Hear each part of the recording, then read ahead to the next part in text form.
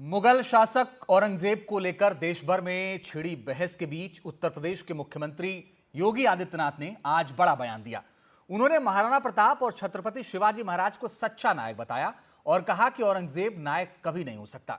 दरअसल हाल ही में समाजवादी पार्टी के नेता अबू आजमी ने औरंगजेब की तारीफ की थी, जिसके बाद से सियासी पारा चढ़ा हुआ है। योगी आदित्यनाथ ने पिछले कुछ दिनों में 3 बेहद अहम बयान दिए हैं। वो बयान कौन कौन से हैं, आइए आपको सुनवाते हैं। जैसे अयोध्या आज सुंदरतम नगरी बन गई है, हमारा प्रयागराज सचमुच तीर्थों का राजा बनकर के चमकता हुआ दिखाई दे रहा, देदीप्यमान सूर्य की रूप में पूरी दुनिया को दिखाई दे रहा है। महाकुंभ की सफलता उसका एक उदाहरण है। जैसे काशी की कायाकल्प हुई है, अब तो बारी इसी ब्रजभूमि की है। मथुरा, वृंदावन, बरसाना, गोकुल, नंदगांव, गोवर्धन, बलदेव। समाजवादी पार्टी का नेता, आपका विधायक घोषणा करो ना, उस कमबख्त को निकालो पार्टी से और उसको एक बार यूपी भेज दीजिए, बाकी उपचार हम अपने आप करवा लेंगे। वे सभी क्षेत्र जिन्हें कभी अकबर ने हड़पने की कुत्सित चेष्टा की थी, उन्हें वापस लेकर के अकबर को भी घुटने टेकने के लिए मजबूर कर दिया था। और इसीलिए तो हम कहते हैं कि नायक तो महाराणा है, महाराणा। अकबर नायक नहीं हो सकता। नायक छत्रपति शिवाजी महाराज हैं, जिन्होंने औरंगजेब को घुटने टेकने के लिए मजबूर किया और घुटते घुटते बेमौत मरने के लिए मजबूर कर दिया था। और हमारे सहयोगी पंकज झा ज्यादा जानकारी के लिए इस वक्त जुड़ रहे हैं। पंकज लगातार उत्तर प्रदेश की राजनीति को कवर करते रहे हैं पिछले कई दशकों से। पंकज, मुझे एक बात समझाइए और दर्शकों को ये बात समझाइए कि ये औरंगजेब महाराष्ट्र से उत्तर प्रदेश क्यों आ गया है? नहीं, देखिए, औरंगजेब महाराष्ट्र से उत्तर प्रदेश को योगी आदित्यनाथ ने नहीं लाया है। हाँ। ये मौका तो सेल्फ गोल इसे कहिए, ये मौका तो समाजवादी पार्टी के नेता अबू आजमी ने दिया। लेकिन योगी आदित्यनाथ उससे पहले ही, मतलब अगर आप गौर करिए, लोकसभा चुनाव में जब बीजेपी को बहुत कामयाबी नहीं मिली यूपी में, उसके बाद से ही वो फिर से अपने उसी छवि पर काम कर रहे हैं जिसको कहते हैं आक्रामक हिंदुत्व वाली, जो उनकी ब्रांड एम्बेसडर वाली छवि है, जो उनका यूएसपी है, जो उनका डीएनए। जैसे ही अबू आजमी ने ये बात कही, अब से कुछ देर पहले आपने खुद सुना कि विधानसभा के अंदर में योगी आदित्यनाथ ने क्या कहा कि ऐसे लोगों का इलाज सिर्फ यूपी में हो सकता है।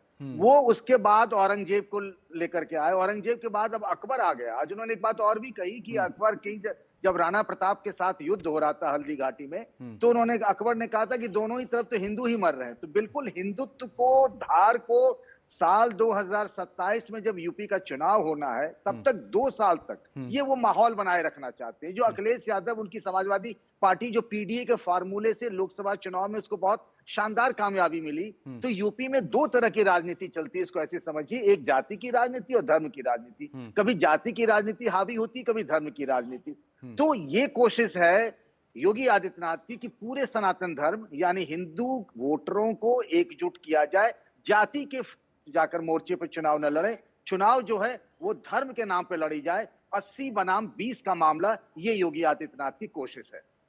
पिछले चुनाव में 80 बनाम 20 की चर्चा बहुत ज्यादा थी और इस पर सवाल भी बहुत पूछे गए थे।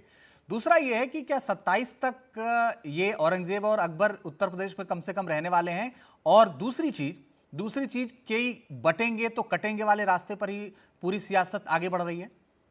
जी हाँ, बिल्कुल। देखिए, जब उनसे ये कहा जाता है, पूछा जाता है ना कि बटेंगे तो कटेंगे, तो आगे में जोड़ देते हैं कि एक रहेंगे तो सेफ रहेंगे। देखिए, आपको याद होगा, संघ के प्रमुख मोहन भागवत से एक बार पत्रकारों ने दिल्ली में सवाल पूछा कि क्या ये तो अयोध्या हो गया, क्या काशी भी आपके एजेंडे पे है? तो उन्होंने कहा कि नहीं। अभी कुछ दिनों पहले संघ प्रमुख ने कहा कि हर मस्जिद में शिवालय नहीं ढूंढने चाहिए। लेकिन संभल हिंदुत्व का एक नया मॉडल है। अभी कल की बात मैं कर रहा हूं, बरसाने में होली के कार्यक्रम में गए थे योगी आदित्यनाथ, तो उन्होंने कहा कि अयोध्या तो हो गया, काशी और मथुरा बाकी है। अब उसके बारे में भी एक्सप्लेन करते हैं कि जन भावना ये कह रहा, मैं नहीं कह रहा हूं। अब मैं जन की भावना के साथ हूं। तो कभी औरंगजेब आएंगे, कभी अकबर आएंगे, कभी संभल आएगा, कभी आपको कुछ और आएगा। अगले 2 साल तक ये माहौल बनाए रखा जाएगा और कोई ना कोई वजह समाजवादी पार्टी, कांग्रेस कोई न कोई इनको खुद ही परोस देते हैं, और यही तो चाहते हैं योगी आदित्यनाथ कि उनके पिच पर आकर के विपक्ष को खेलना पड़े।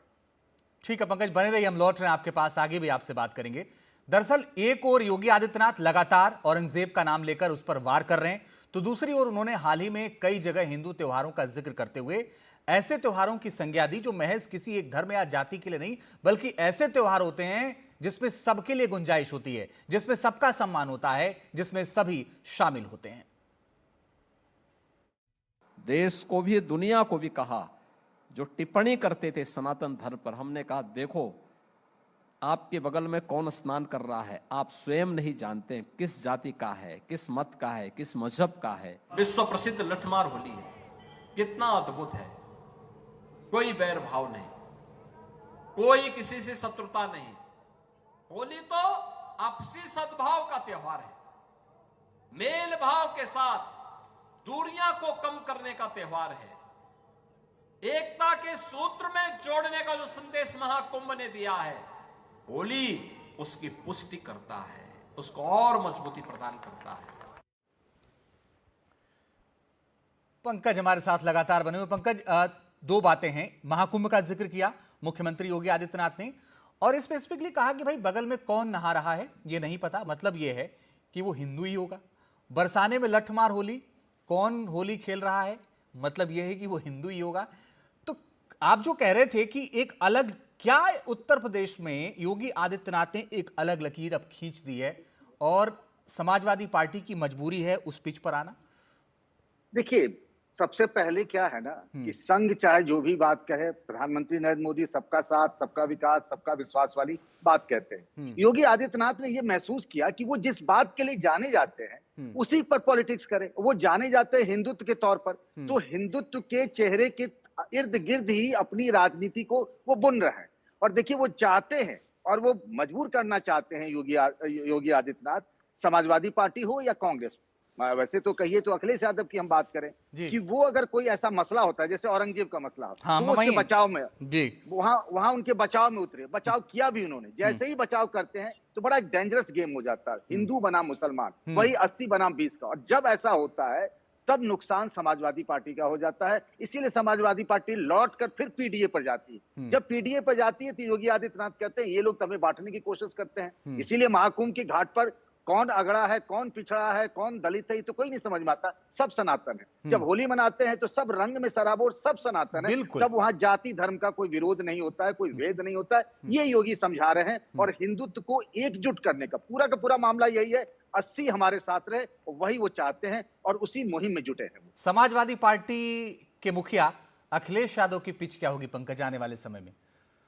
देखिए, अखिलेश यादव जानते हैं कि अगर उस पिच पर गए जो योगी चाहते हैं तो फिर उनके लिए नुकसान हो सकता है। मैं इसको 2015 के बिहार की पॉलिटिक्स से जोड़ना चाहूंगा, जब आरजेडी और जेडीयू साथ मिलकर चुनाव लड़ रहे थे, सरकार भी बनाई थी, बीजेपी अलग थी। तब वहां किसी मुस्लिम नेता को मंच पर नहीं लाया जाता था। लालू यादव कहते थे ये आते हैं तो हमारा 5,000 हिंदू वोटर भाग जाता है। अखिलेश यादव उस पिच के मुकाबले में पीडीए को आगे रखना चाहते हैं। और अभी जो बीते 10 सीटों पर विधानसभा के जो उपचुनाव हुए उसमें योगी का फार्मूला चला। भले ही विपक्ष कहे कि सरकार होने के नाते बेईमानी की गई, लेकिन जनता का जनादेश जो रहा वो एनडीए के साथ रहा। उनको टेस्ट मिल गया कि उनका हिंदुत्व चल रहा है, तो अब उसी राह पर चल पड़े हैं योगी।